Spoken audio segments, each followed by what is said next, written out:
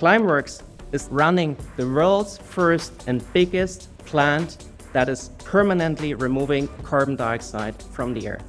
Why we do this? It's very simple. 10% of global emissions can't be addressed by reduction.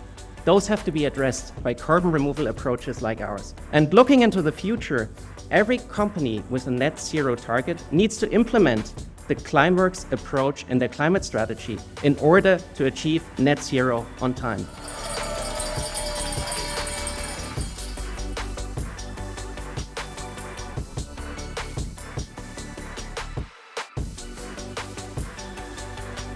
Customers are looking to balance quality, quantity, cost, and risk, and they're willing to pay a premium for those higher quality, higher durability offsets.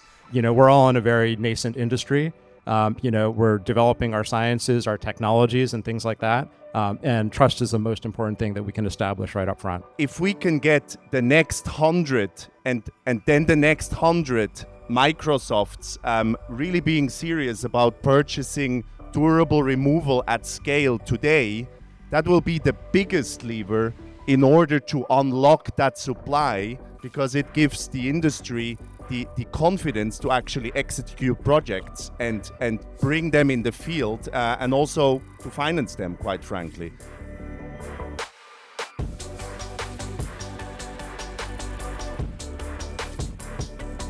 Even though carbon removal is relatively small, it's really exploded over the last few years, and that continues. I think that's why you're here. You are part of this. You're driving this.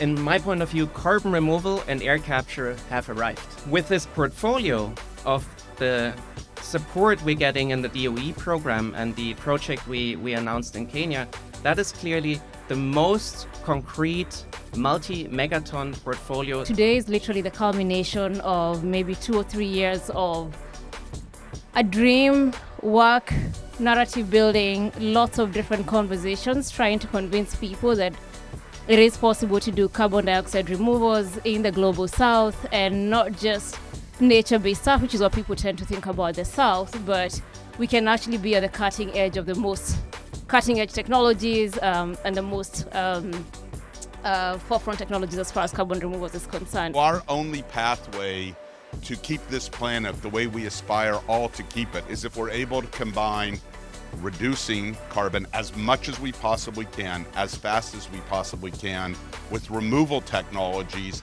that use the full range of solutions